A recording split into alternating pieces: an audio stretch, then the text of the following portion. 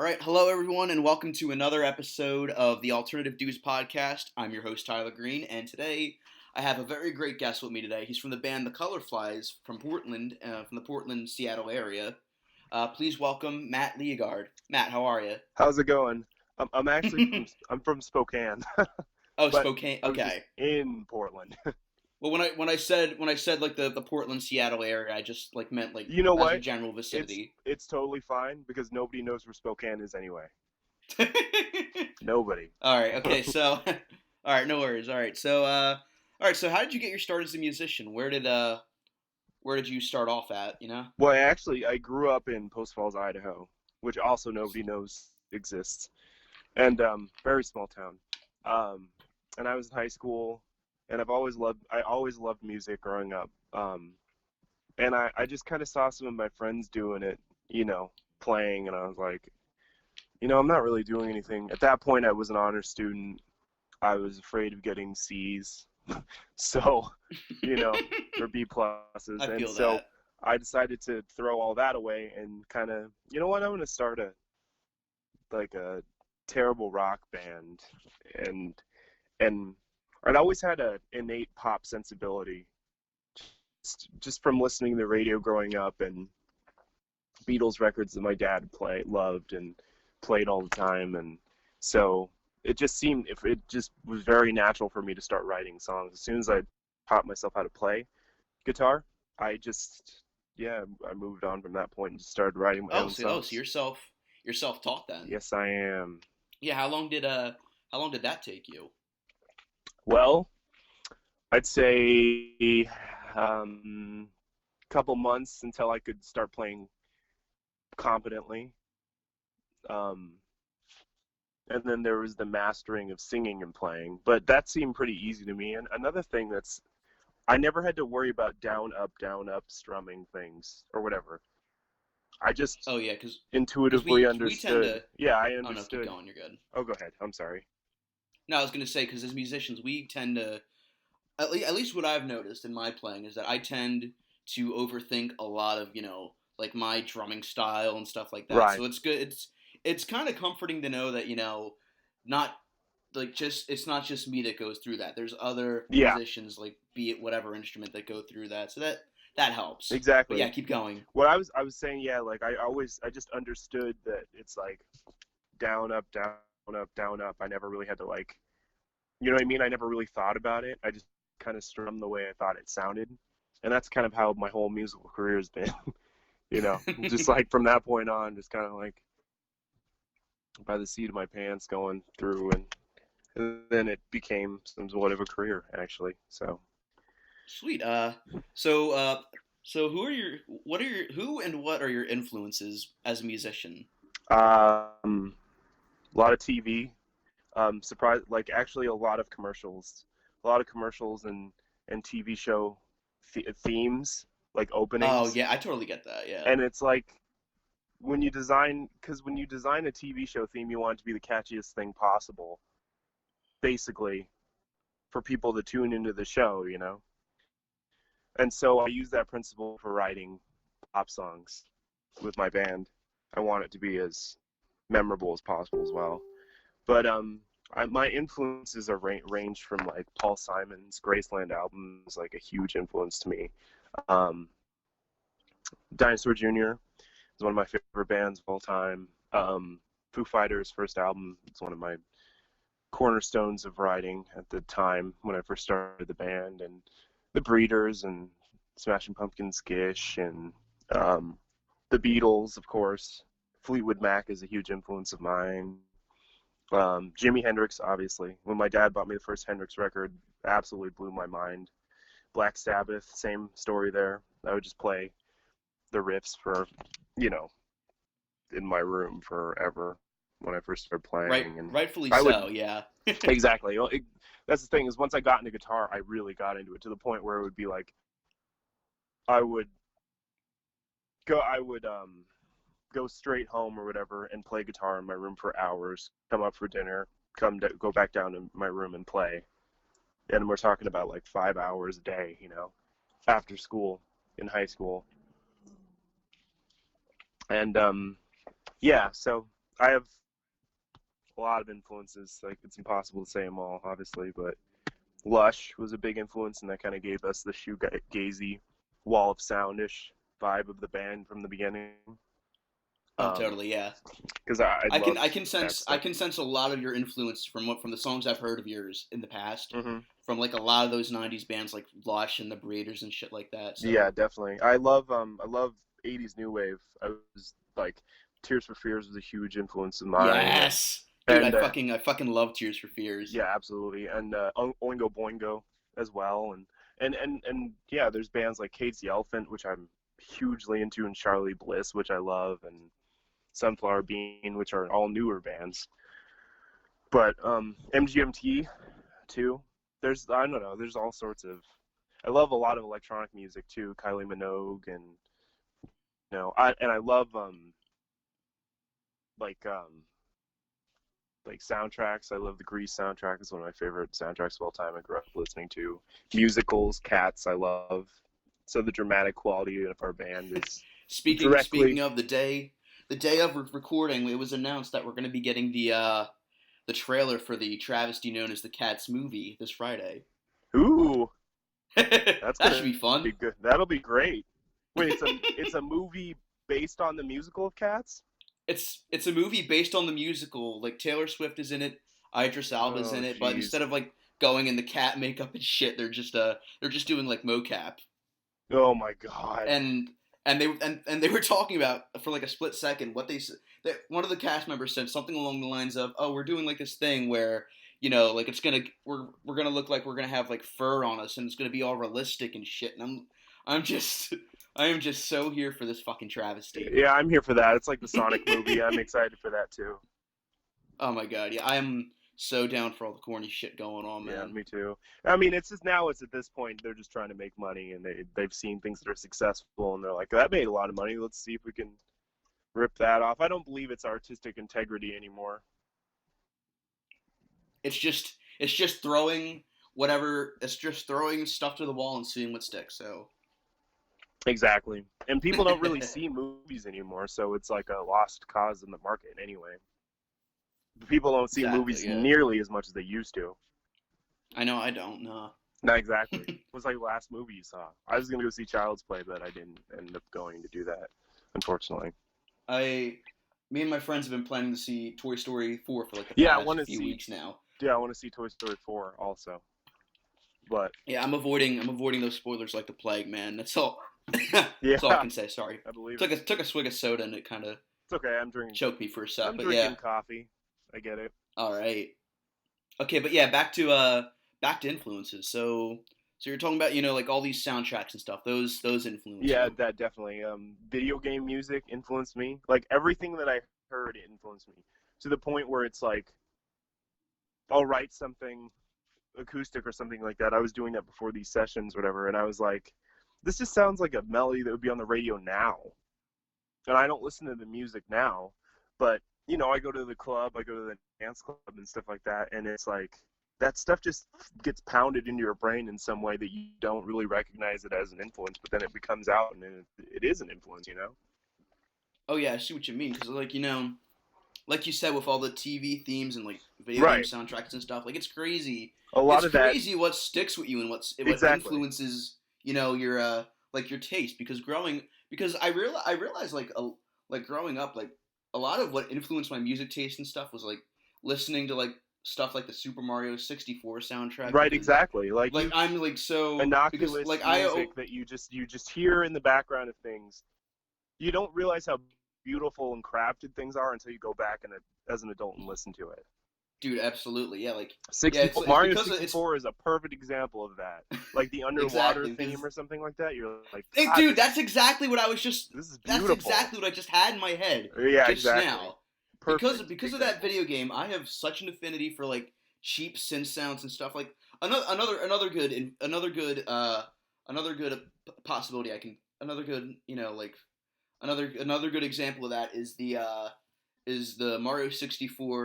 Mario Kart 64 soundtrack. Oh yeah, also Yeah, great. that has that has such a good little organ sound Right. uh, Yeah. that I I I've been love. I've been using cheap, shitty Mellotron sounds for this record. So I'm into it. I get it. Yeah, I get that. I like the. It's It's funny because I love the dichotomy of having something, because this album is going to be our most produced album of all time, and just that we've ever done, and spent a lot of money on it. And it's our second label release, but then we're going to have these moments on the record that are just like lo-fi and just like, what the hell, kind of stuff like that. So it's like I love that dichotomy between those two things. Super hi-fi quality, and then oh yeah, totally. yeah.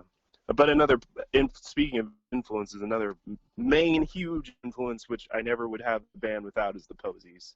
So yeah, definitely. We're definitely gonna get into that. Yeah, they're absolutely, like, the harmony between John and Ken, and just Mady, my bass player, she had already listened to Posies way more than I had, and then I discovered them. She's like, "Oh yeah, I've been listening to them forever because my parents love them," and it just started a lifelong affinity and friendship with the band when I started the band, And that's how we met, through the Posies. And That's you true. are.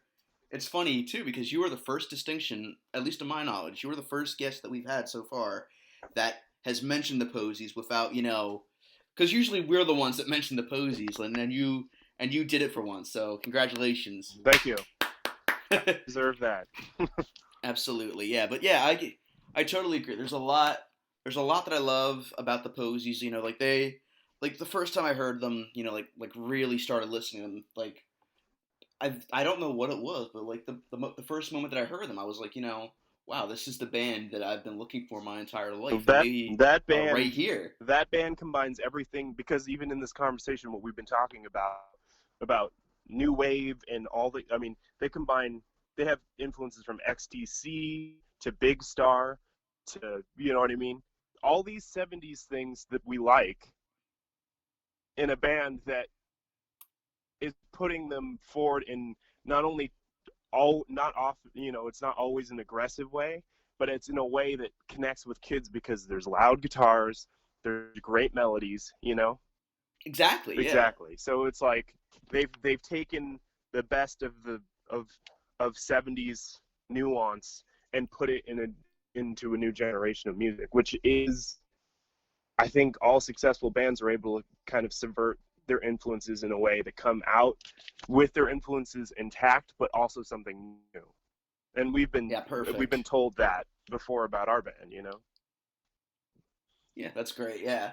Like I can't really, like, there's a lot of reasons why I love the Posies that I really can't get into it because it's like a lot to cover. But Right. basically, I can tell you, like that I can tell you that the Posies have basically shaped me into the person that I am in regards to, like, my music taste, Yeah. how I view things now, like stuff like that. So Definitely. they are very influential, and they deserve a lot more credit than they get, in my opinion. I absolutely agree 100%. So I Totally agree with that. And speaking of, let's this ties into your new album. You got to work with the one and only Ken Stringfellow, who Yep. Jebb has interviewed before. He had him on the show. Yeah, we are. He is a producer, and he is.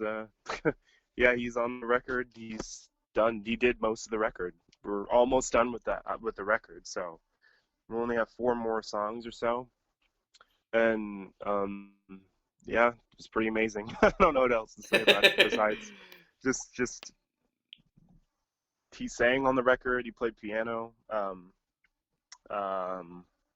Yeah. I mean, I've been in the studio for days with him,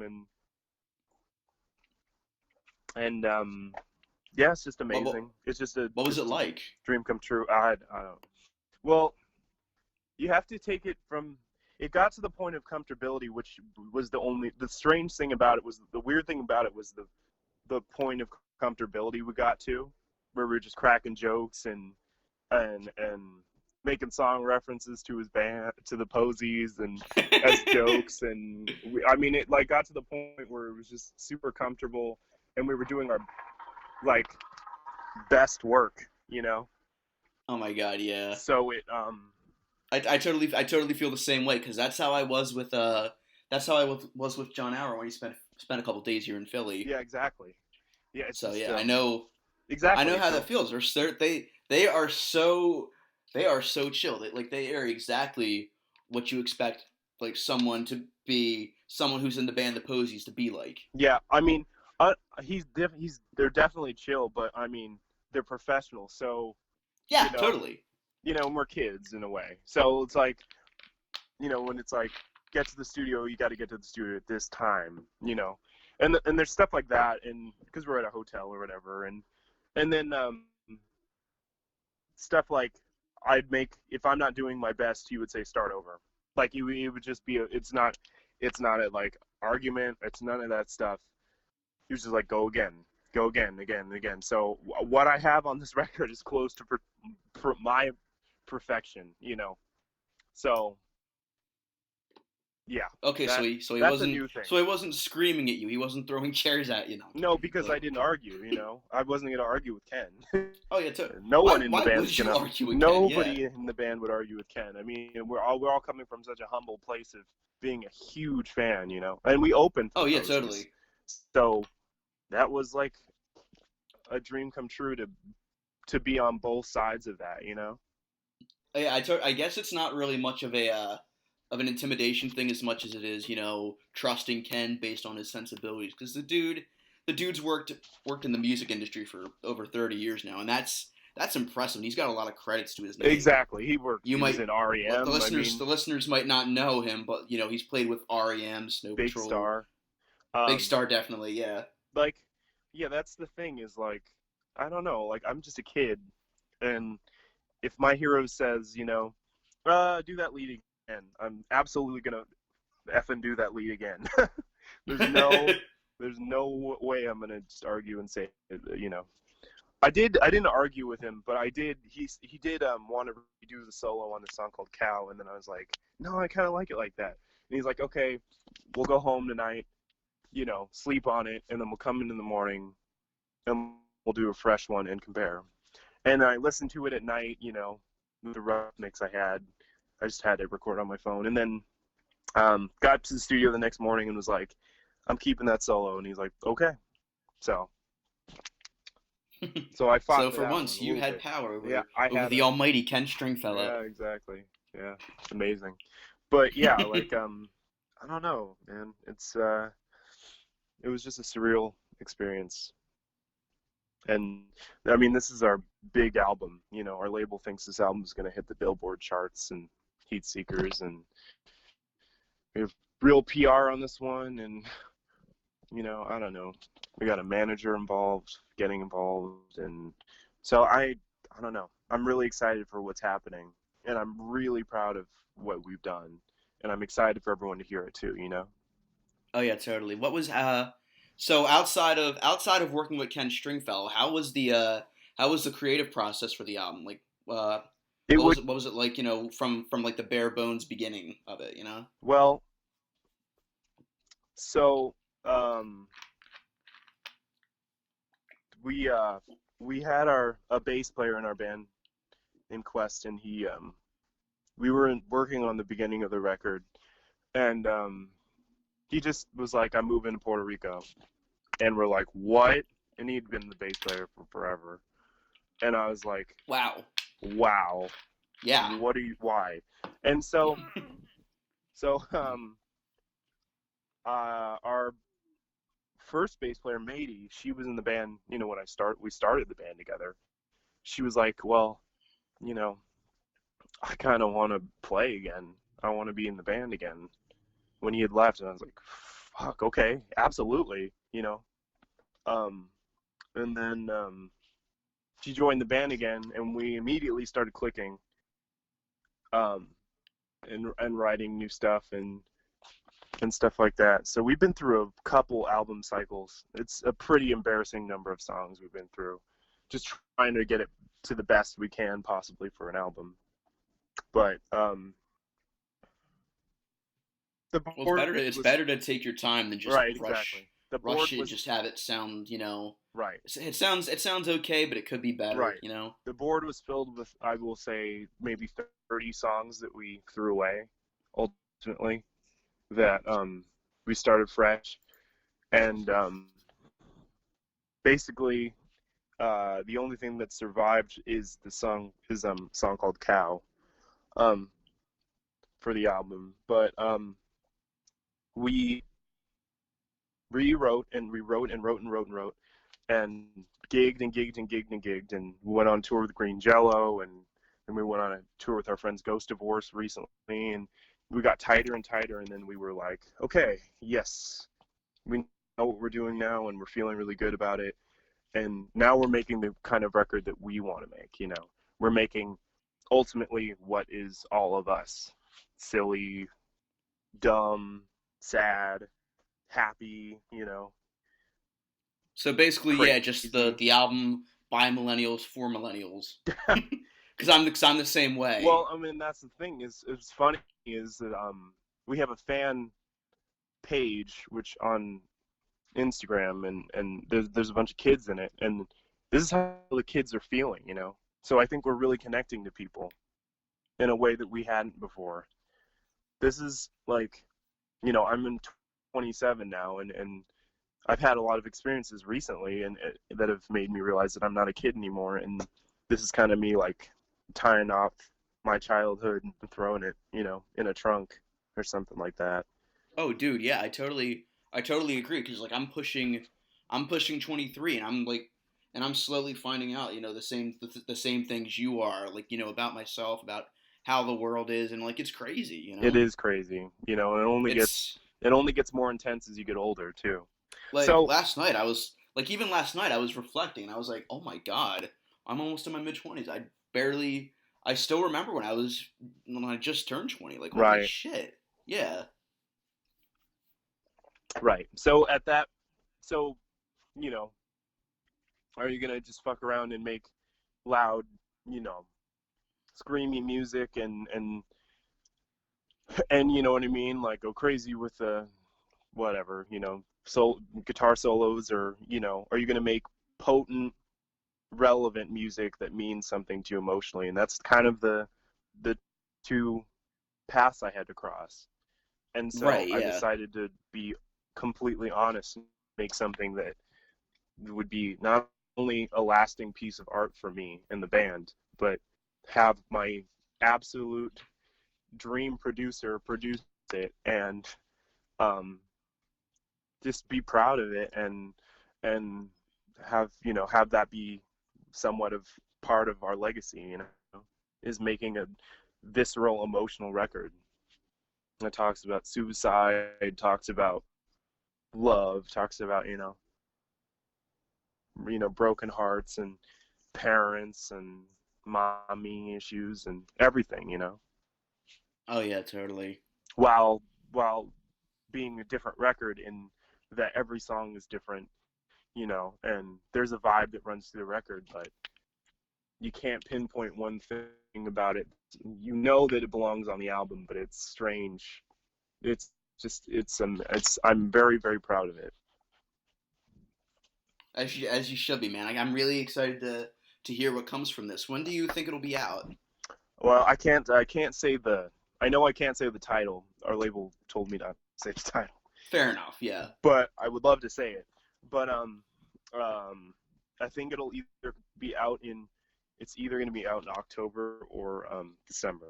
I don't know which, but we're still working on it. Like I said, we're almost done. Um, there is a little cool thing that'll be happening with it. It will be issued on vinyl. Um, so 500 Ooh, wow. or 1,000 vinyl copies will come out, as well as CD. And the vinyl version will have an alternate track listing. Sweet, okay. So That's that'll be really cool definitely because we have a lot of that's we have definitely a something to look forward to there, right yeah. we have a lot of material, like a lot of extra tracks, a lot of B-sides, a lot of stuff that we have not released, and a lot of stuff in the Colourflies vaults. It's like the Yeah, Beatles anthology. you can You make could another whole album just out of that. Well, that's the funny thing is when Flavor of the Year came out, it's supposed to be 4 songs, and I was like, oh, let's just make it kind of like a partial leftovers record or something like that.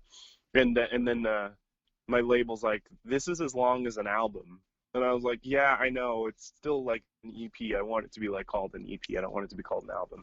But because of how long it is, everybody who listens to it is like, so your last record, Flavor of the Year. I'm like, no, it's supposed to be like an EP, you know? Like, it's not supposed to be like a record representative or whatever, but that just goes to show how strong the material is, you know? The leftover material is that people consider it to be a record, like a piece of work was thought out and recorded meticulously, and you know, it was, but I mean, it wasn't supposed to be like that, you know. It was just supposed to be a fun little thing that to tide fans over while we were working on the album. But yeah, it's just funny how that stuff works out, I guess. Yeah, totally. That makes sense. Yeah, that's great. Okay, so we are going to take a quick song break. This is the song Bejeweled Spectacle by Colourflies.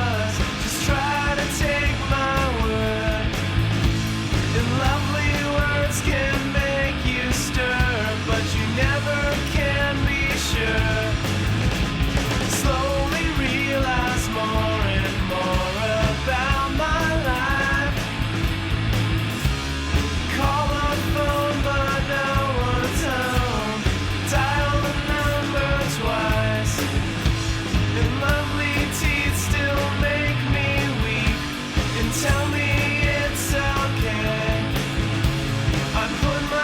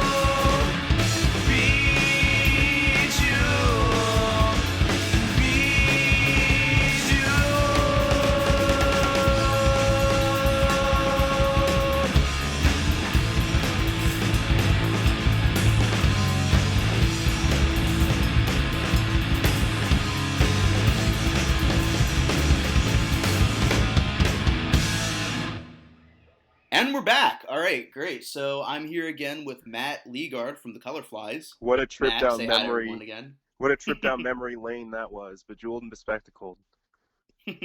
Yeah, what can you tell us about the meaning behind the song? Um, Dated a girl with glasses who's always surprised by things. No, I don't know. I The song meaning is like it's just like a boy meets girl breakup song, I guess. So I mean, essentially, in so many words, but it's got rock power behind it, and Okay, cool. yeah, that's basically it.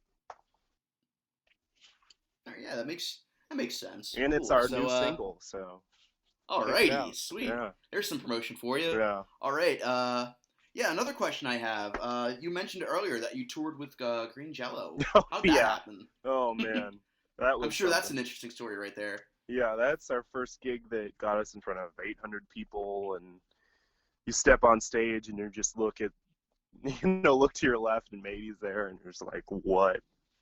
This is crazy. And I mean, and you have to keep in mind we were playing at midnight, so it was like we'd step on stage and nobody knew who the fuck we were, and just got crazy from that point because we totally decimated on that tour. Like, we just like we came out, "Ra-da-da-da," you know what I mean? Like it was fast and furious, and it was like, insane. But that happened because we had played a gig with Bill Manspeaker, the lead singer of Green Jello, previous to that, like around Halloween the year before, and Right. then he just basically messaged me one day and was like, coming up from California, um, from LA, which I had visited him in LA the year before that too, I believe, because I was invited to that dog's reunion show. Rachel Hayden invited me to that dog's reunion show. Oh wow, holy Um, shit. that's a story in and of itself. I'll get into that after. Oh yeah, please do. Yeah. That's when I met Joey Santiago from the Pixies that night. So Dude, yeah, it dude, was crazy. you are so fucking blessed, man. I feel that way, honestly. You should, I yeah. definitely feel that way. I just feel like really lucky and really stupidly lucky most of the time, but I do feel blessed also. I mean, like, I was thinking about it yesterday, and it's like I call Evan Dando from the Lemonheads mom. Like, that's how close we are. Like, Oh my god, you seriously know Evan Dando too? I've never met Evan Dando, just Susan Dando, his mother, and I have a really tight relationship because she's a fan of our band, and she sent me like T-shirts, and I send her our Dude, records and stuff like that. And no shit, that's insane. yeah, it's insane. It's pretty insane. They're one of my favorite bands of all time. Absolutely. So back to the Green Jello. So yeah, Yeah. he basically messaged me and was like, "I'm coming up from LA. I want to book some dates around you guys being my backing band. So you have this amount of time, a month and a half or so, 2 months to learn all of my songs, and I'll see you at this date, and we're going to Montana." And I was like, "Oh my god!" And he's like, "Yeah, and the Colourflies will open the shows." I was like, "Jesus Christ, okay, yes." And our label owner stepped in and was like, "Fuck, I will not only rent the van for that, I will play the drums on the Green Jello material." So I was like, "Okay, yeah." So me, Matey, and Scott, our label owner, got together for a month and rehearsed the Green Jello material, and we learned all the songs. And I on guitar, on drums, and basically got in the van and went and did 4 days or something in Montana with him, and it was just insane. Like this, because the first gig we played, there was still, like hundreds of people in this place in Montana that I'd never been, Bozeman or something like that, which we Blowsman. Yeah. Cause Right. because that's what you do. Because you're in a punk rock puppet band. And one of our friends from high school was there because I forgot he lived there, and it was ridiculous. We're just like, oh my god, Sam's here. So What it are was just, you doing it here? was literally just like a weird.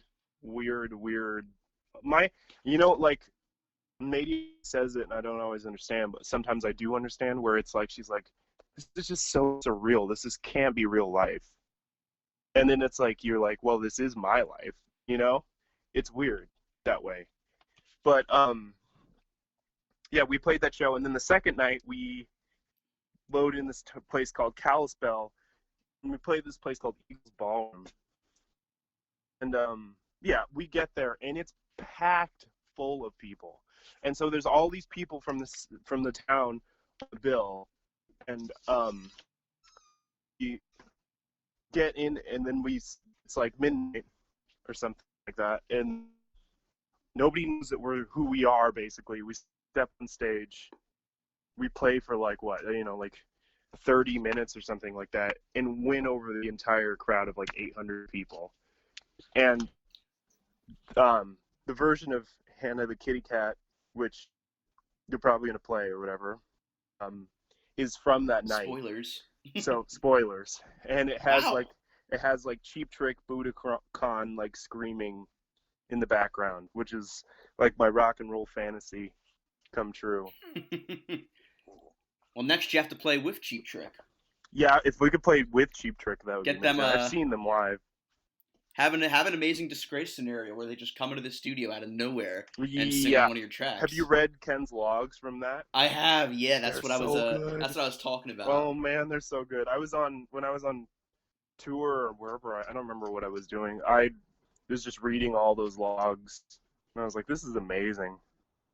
But I wish there were earlier ones. For those who don't know, the Posies album Amazing Disgrace has a song called Hate Song, which is one of my favorite songs on the album, I should say, by the way. Mm-hmm. Oh yeah. Okay, so Hate Song has two of the members of Cheap Trick doing some vocals and guitar on it. I can't remember who exactly. In Rick Nielsen and Tom Peterson. Oh yeah, probably was them because I have the CD. I have the newly reissued CD now on omnivore.com. There's a plug for the Posies right there. Yeah. Yeah, let me see. I'm pulling it up right now. Okay, it was Robin Zander, and Rick Nielsen. Okay, so it was Yeah. Robin Zander. Okay, so it was the lead singer. Okay, well that's cool. The only one left is Bunny Carlos, so Bunny. I have this vintage Rolling Stones magazine with Cheap Trick on the front that I'm looking at right now. It's on my wall. Nice. Yeah, I love that. I have my Posies albums right here on my desk 24/7 in a nice little sleeve, so yeah. Yeah, definitely. All right, sweet. So yeah, back to Green Jello. Oh yeah, so the Green Jello tour, yeah. That. So yeah, we stepped on stage in front of 800 people. We have that whole night recorded on old VHS footage cam. So we'll be putting that out probably. We'll be issuing that with a bunch of other shows that we've done. Part of the Posies show we opened up for will be on there as well, probably. Dude, please upload those, dude. I would love to see those. Yeah, that would be amazing. That's what I'm working on that now. I've been working on that for months. There's a lot of stuff to go through. But yeah, so yeah, that was amazing. And then the next day we came to our hometown, so to speak. We went to Coeur d'Alene and played this. It was totally like at capacity at this like bar called the Hogfish, which is tiny, and it was insane. It had all of our friends were there, our family were there, or whatever. My family wasn't there, but they live, miles and miles and miles away. So, but yeah, all of our high school friends were there and stuff like that. It was really crazy. So that was that, and then yeah, it was amazing. Yeah, I gotta say, you have a very good memory of these things. I have like an elephantine memory for things that I do, not so much for things that I say, but Oh yeah, dude, I for things totally. that I tactile, like that I'll, like tactile things that I've done or whatever. I have a very good memory for those things. Oh, dude, yeah, same. Like Just like the I can tell order of you what I things. did. I can tell you what I did like 5 years ago on this day, but I can't tell you, what I said that day. Exactly. Yeah. Like right now, I can tell you I probably said some stupid shit that I'll end up deleting that I'll end up editing out or something. I think the conversation's been pretty great so far. Yeah, so far so good. I like it. And you had you said there was someone else that you met Oh, too. so yeah, I was invited by Rachel Hayden. She was a fan. She's a fan of ours. That Oh dog's a wow. huge influence of ours. Love that dog. A lot of that dog stuff on this record, by the way. Just the female harmony between me and Mady, and she does the lower ones and I do the higher ones, actually. So my voice Ooh. is higher than hers.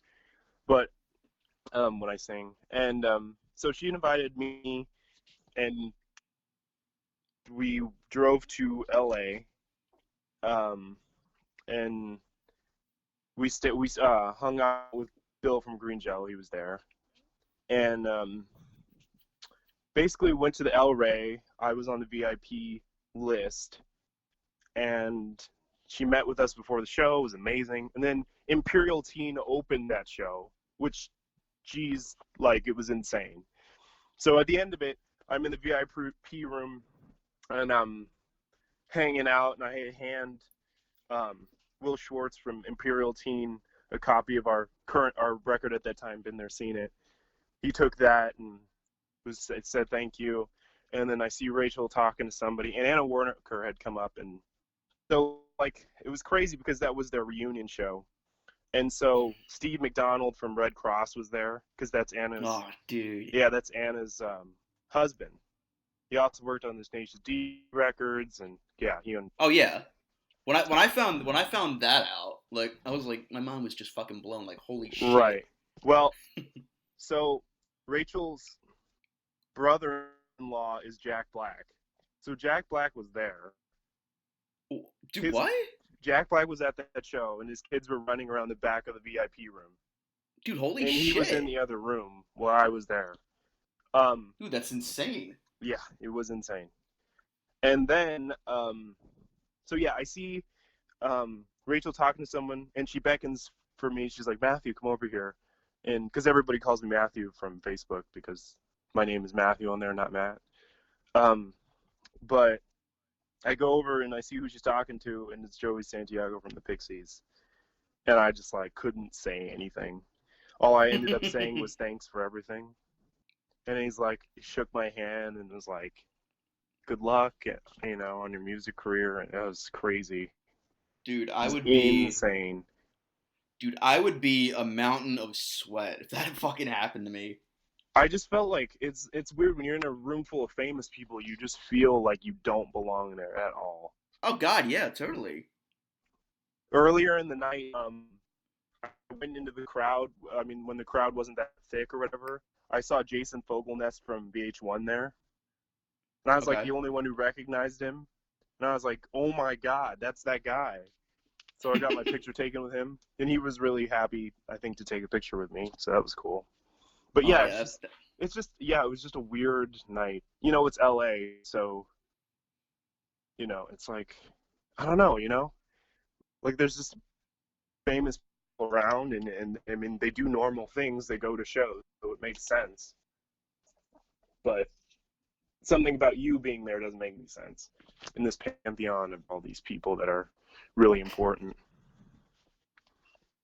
yeah, I see what you mean, dude. That is once again, that is very lucky and very blessed of you, man. That's insane.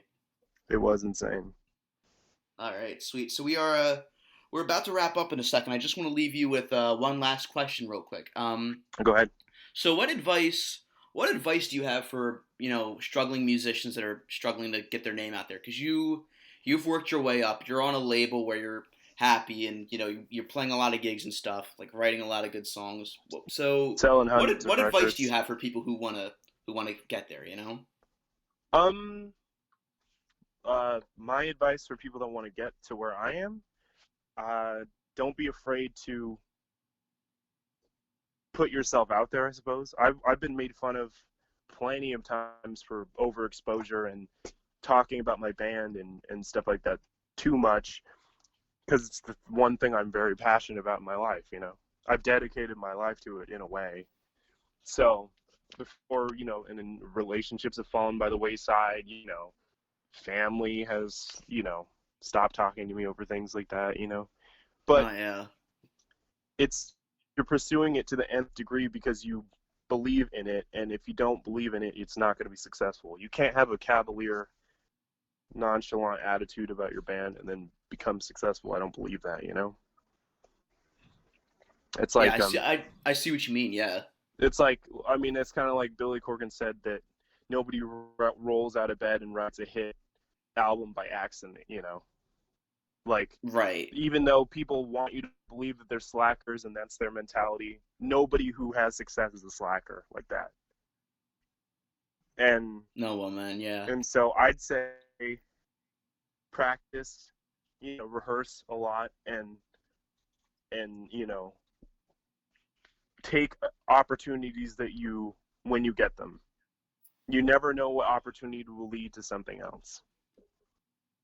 You know, when we got signed, it's because we played in a room full of people moshing and somebody saw the video and sent it to a label, you know? And I was That's contacted. sweet. That's not, you know what I mean? If we hadn't played that show, who knows what would happen? Oh yeah, yeah. I totally understand, man. Like it's crazy. It's crazy what can happen, you know, with like just one click of a video, you know. Like Exactly. if the right thing, if Well, the right thing gets seen by the right right, person. exactly. It's like that TikTok I did, you know? It's Oh like, yeah, yeah. Let's talk. Yeah, let's talk about that real quick. How did that happen? that's, well, I don't know. Honestly, that's my point. It's like, I posted a video of a Red Hot Chili Peppers cover, just like a Which small, we short we'll thing. post in the show notes, by the way. Okay, cool. Yeah. And it just blew up. Like, it has 34,000 views now or something like that as of this morning, and Yeah, it's great. it's just like, I ask myself all the time, like, am I just really lucky, or is it just a combination of elements that happen, you know? Oh And it's, yeah, yeah.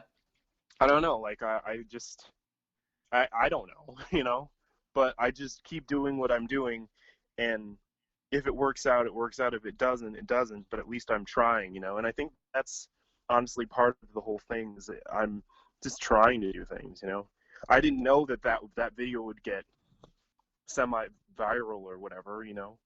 Like, I had no Oh yeah. idea, but I just did it because I wanted to do it, and I thought it would be a cool thing to do, or it was interesting. So I'd say that's kind of my advice to people that want to achieve some sort of success, or want to, you know, to get up there or whatever, is just do it. Just try, and it doesn't matter if people think it's cool or not, you know. A lot of people thought what I was doing was passe forever. People thought we played too loud, or people thought guitar solos were out or something like that, you know. It's like, Dude, far from it. Like exactly, I agree. Or, you know, rock was not it's viable. It's like, crazy. It's crazy what pushes a song to sound as great as it does, and I think part of that is just, and I can tell you that from like a million Posey songs. Thanks, exactly. John. Is just a really fucking good solo. Yeah, it really pushes it to new heights. I mean, like, I don't think solos are about showing off. I think it's just about another voice in the song. It's like screaming or something, you know. It pushes it to a higher place. Yeah, totally. And I'm actually a big fan of early Metallica. And it's like when Kirk would do like solos or something like that, it would push it to a higher place. And it's like, so I always think of those dynamics in songs and stuff like that. And another thing I think about is Jay Mascis. What he says is he only sings so he can get to the solo, because probably because he's not the best singer in the world. His voice, his real voice, is on the guitar, and I feel that way. You know, Yeah. I feel like my real voice is on the guitar probably more than my singing. You know, and my singing gets critiqued all the time. So on this record, I had to sing really, really well like pitch perfect. I tried to sing as pitch perfect possible because Ken was producing it, and he would stop me and say I was out of key, and so Yeah. singing would take hours. I would do hours and hours and hours of singing. And that's okay. Like, it's like some people like to fix it with tuning, and I can understand that, but like, there's nothing better than just getting it right on the spot and just sound like getting it down pat. Absolutely. I mean, there's no other way to do it, I think, in a way that resonates the way that it does. There's just something about it when you can tell something is done properly and lays right, and when it's manipulated.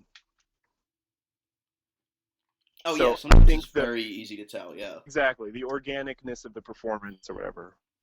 Right. Like when Yeah. you listen to Rubber Soul songs, you can tell that they weren't manipulated because they didn't have that ability back then, but also that they just lay right and they sound incredible. Oh yeah, it's amazing how good Rubber Soul holds up. I think 'Cause that's my favorite Beatles record. I think it's I would consider it. Yeah, I would consider it my favorite Beatles record. Number two would be Revolver. Number three would be Sergeant Pepper. I think the White Album is my second, and I think that's where I'm coming from is Rubber Soul Land and the White Album, where it's this the compactness of the organic performances of Rubber Soul, but also the weirdness and kind of esoteric qualities of the White Album. That's kind of what this Yeah. album is like. I've been calling it an alternative Sgt. Pepper's, but it's in No, that makes sense though. I can totally right. see that. But yeah, I'm excited because I feel like we're doing things that nobody else in our area has done before, and we're kind of combining the indiness of things that we like with the bigness of operatic things that we like, and I'm just proud of that we're able to do that, Right. and that Yeah. Ken would even want to work with us. I mean, it's just not like he doesn't just work with anybody. He has to like the band and see that there was a moment when he was like, he said that one of our songs, we have a song called, ironically titled 1997, because that's all the press we've gotten in the last like 3 years. It's like, what's it like to be a 90s band? And we're like, we're not a 90s band. So 1997. No, you're a '90s band. Yeah, so 1997 is the year my life fell apart, but it's also just like ironically titled that. That's the year my parents got divorced. Oh yeah. But he said, before we went into the studio when he just heard the demo, he's like, this is an amazing song. This is kind of a hit. And for him to say that, he's had actual hit songs, been in REM. It's like, I know I'm doing something right.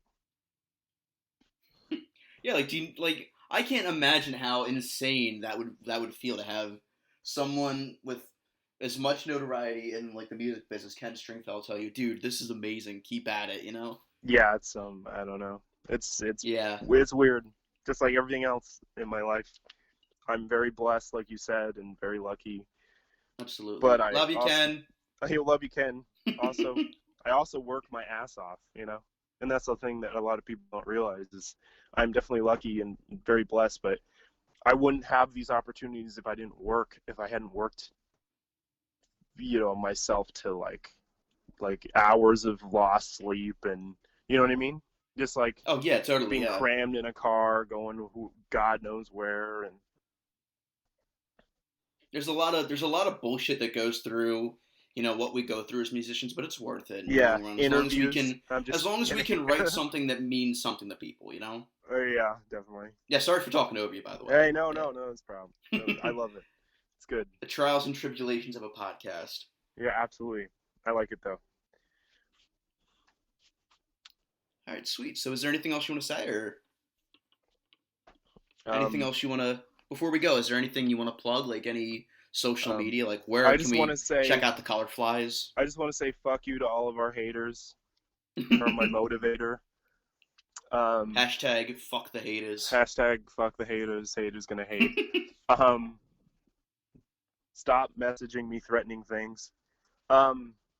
Let's see. What do I want? Yeah, fuck you if you threaten anyone online. Yeah. Especially my friends. We will have a music video coming out for Bejeweled and Bespectacled soon, directed by Rachel Single-Schwall and yours truly. And we are working on the record, hopefully come out October, December. Working on that video. I don't know when that's going to come out. Not the video for B&B, but the video for all the performances of the last year. It's going to be called Who Needs Sleep. It'll have our tour of Ghost Divorce on it, and it will have the Posies, some of the Posey show stuff. And then after the album comes out, we will be releasing a video of the making of the record, which we've filmed a lot of stuff. Dude, yeah, so, I would love to see that. That is a fan treasure trove of stuff. Once the album comes out, I think it'll definitely catch on because it'll give a little more insight to what we did to get some of the sounds, because some of the sounds are bonkers. Oh, dude, yeah, totally. And I am like a huge recording audio nut too. Like, you know, judging, you know, because I mix audio and stuff like that. I'm a mixer. Exactly, yeah. Masterer. So yeah, stuff like that. I would go crazy for, especially seeing Ken's work process too. You know. Do you want to mix one of the album tracks or something, or B-side? Dude, yeah, I would love to. Let's talk about that. That's good. We got a lot of material we got to go through. It's like I'm mixing today actually. I'm going to my friends down the street into my hometown, and we're gonna start mixing some stuff. And then I fly to Virginia to master the record with my buddy Matt, who was in the band Feral Conservatives, who worked with John. Feral Conservatives, yeah. Yeah.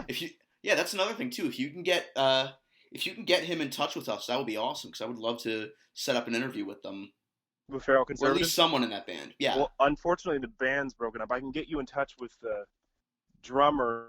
Like he's working, so he could talk about the band. I mean. Oh yeah, totally. Yeah. I would love to hear more about that band because I've only heard a little bit. You know, I love the music, but he's one of my best friends. So I've heard the album John mixed. From what good. From what I've heard of it, it's really good. Yeah. Yeah, that's Better Lives, right?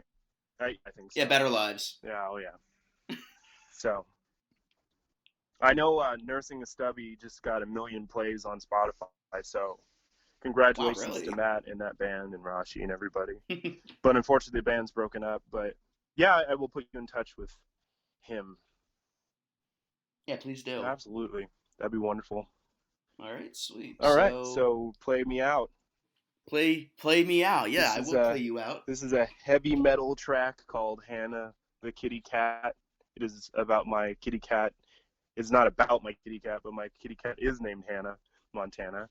And it's a rock and roll number filled with rock power and vibes and Budokan screams. Perfect. All right, well, thank you for joining us, Matt, and have a good one. Yeah, you too. Bye. All right, sweet.